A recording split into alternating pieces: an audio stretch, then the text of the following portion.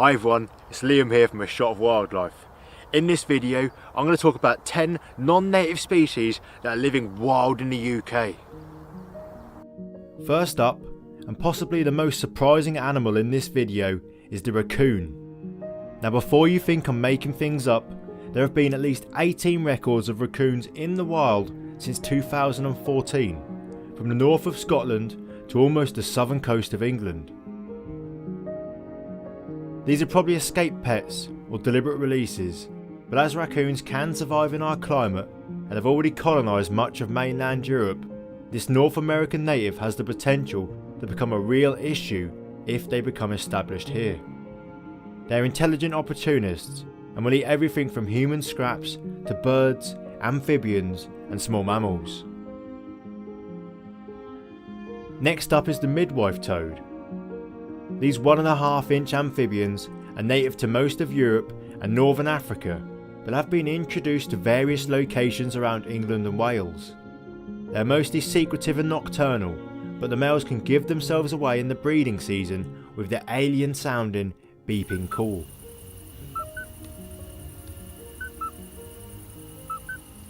They get their name from their breeding strategy, where after fertilisation the male wraps the developing eggs around his back legs and carries them until the tadpoles are ready to hatch, at which point he drops them off into a suitable pool of water. As these are quite small, their potential impact on native species isn't really well known, although it's thought that they may carry diseases that they could pass on to native amphibians. The next species is one of the most famous and well-known non-natives, which you probably expected to see on this list, the grey squirrel. These arboreal rodents were first introduced in the 1880s and soon, with the help of people and their rapid reproduction, spread across most of the country. Unfortunately, their colonisation hasn't came without a cost, as they have outcompeted and passed on a fatal disease to the native red squirrel, which has subsequently gone extinct in most of its original range. From the best known non-native to one that may be surprising or completely expected, depending on which parts of the UK you are familiar with, the ring-necked parakeet. With various stories of how they were introduced, parakeets began being spotted regularly in the wild in the 1970s and had been seen occasionally decades before this.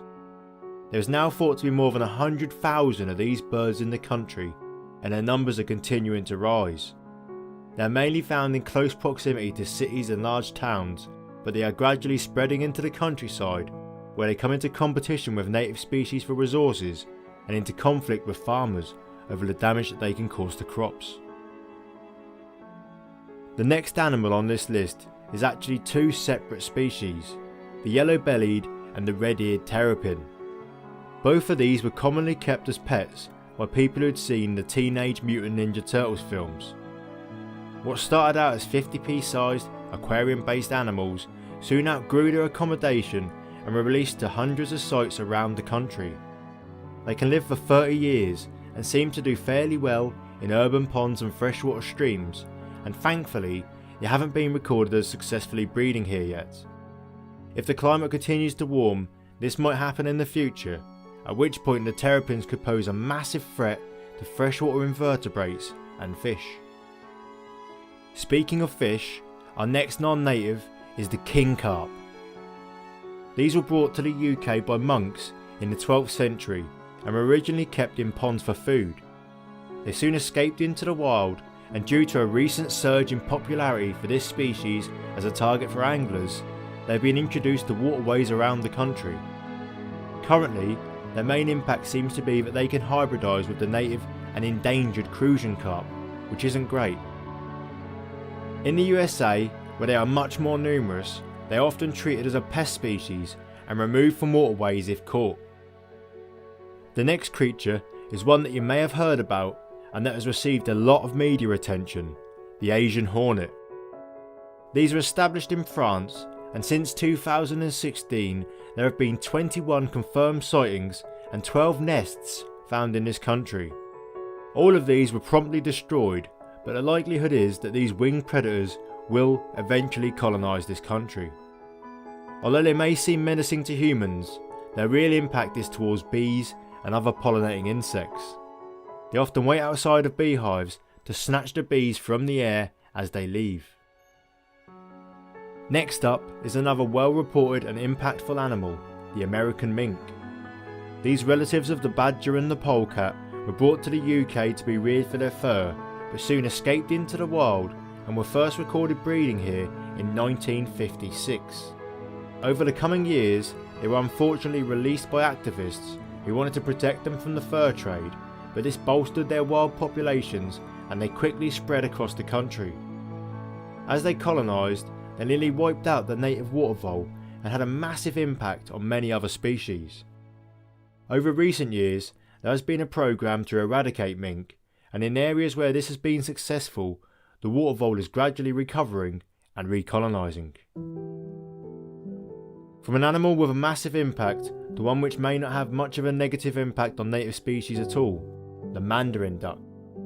The males of this species are beautiful and they are gradually spreading across the UK.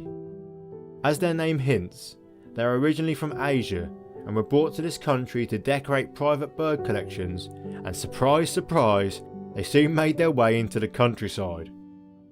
These birds are not found in any great numbers where they do occur, and thus far, no studies have shown that they have any detrimental impact to native species. One group of animals that can definitely have a massive impact on native biodiversity is deer. There are 6, or depending on your definition, perhaps 7 species of deer in the wild in the UK, and only 2 of them are native, the red and the roe.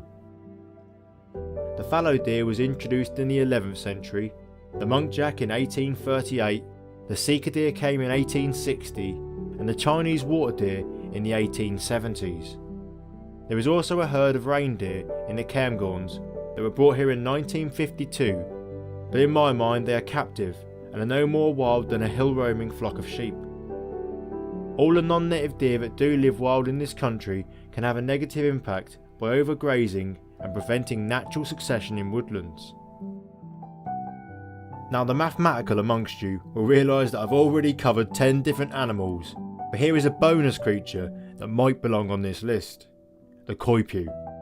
Just like mink, coypu were imported for the fur trade in the 1920s and 30s.